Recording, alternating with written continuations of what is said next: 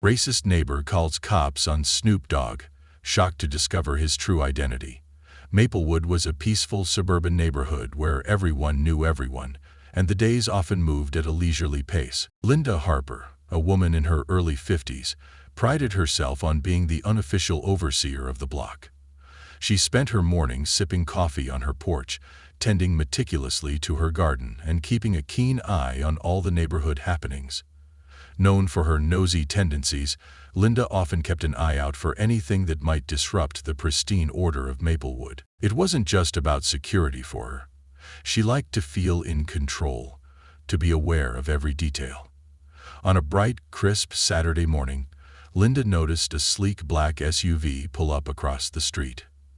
The old Johnson house, which had been vacant for months, was finally getting a new resident. Linda squinted suspiciously as she saw a tall, well-built black man step out of the vehicle. He wore casual clothes, a hoodie and jeans, and had a calm demeanor. But Linda didn't like what she saw. The neighborhood had been quiet and trouble-free for years, and Linda immediately felt an unwarranted sense of discomfort. The man began unloading boxes, assisted by a couple of movers. He directed them confidently, showing them where to place everything, and seemed entirely at ease. But Linda's curiosity quickly twisted into suspicion. She frowned and muttered to herself, "Who does he think he is, moving in here without even introducing himself?" Linda went back inside her house, grabbed her binoculars, and positioned herself behind her living room curtains. She watched for nearly an hour, her frustration growing as she found no reason to justify her unease. Nothing about the man's behavior was unusual. Still, she couldn't shake the discomfort she felt. By afternoon, Linda had worked herself into a frenzy of suspicion. Grabbing her phone, she decided to take action. "Yes, I'd like to report some suspicious activity," she said when the dispatcher picked up. "There's a man moving into the Johnson house across the street, and I don't think he belongs here. He could be trouble." Her voice carried an edge of concern she believed justified. "All right, ma'am. We'll send someone over to check it out," the dispatcher replied, her tone even but slightly weary. Linda hung up, a small wave of satisfaction washing over her. "What is it, Sergeant?" she asked as her daughter came over. Someone knocked at the door. She believed she was protecting her community. As she settled into her armchair with a fresh cup of coffee, she felt a sense of pride. It was, after all, her civic duty to keep Maplewood safe. Within 15 minutes, a police cruiser pulled up. Officers Tom and Mike stepped out, both veterans of the small-town patrol. Tom, a stocky man with a rugged face, adjusted his belt as he surveyed the area, while Mike, leaner with sharp eyes, scanned the surroundings. Linda wasted no time. She rushed out to her porch, waving to the officers.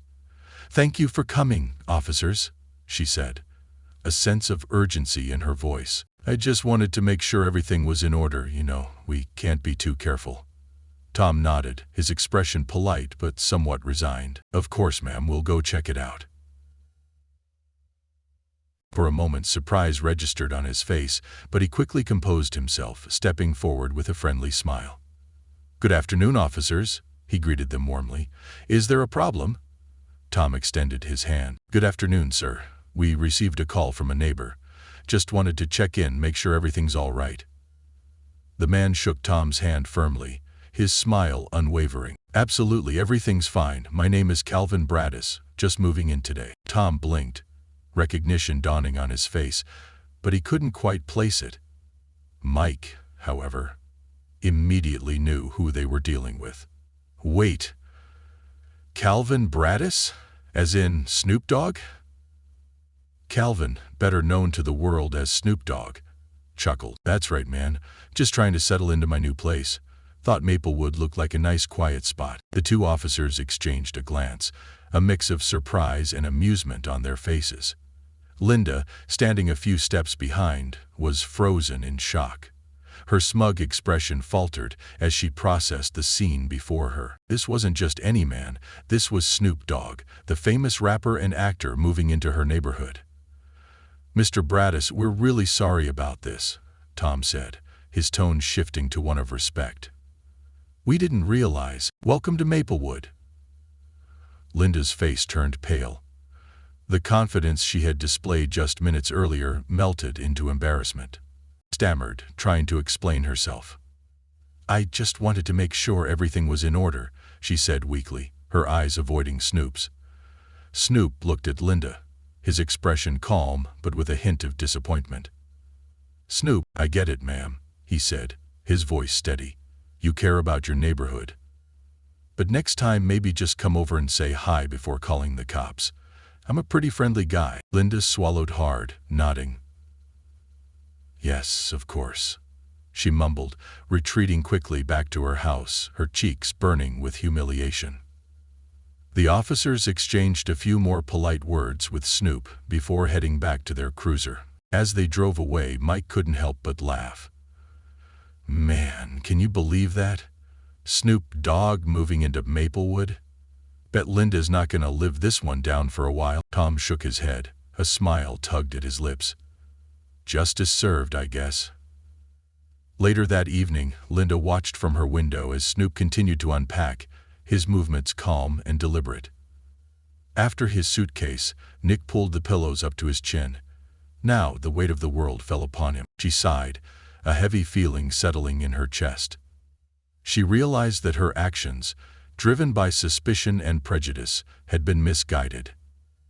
She judged someone without knowing anything about them, and now she had to face the consequences of her actions. The next morning, Linda decided to make amends.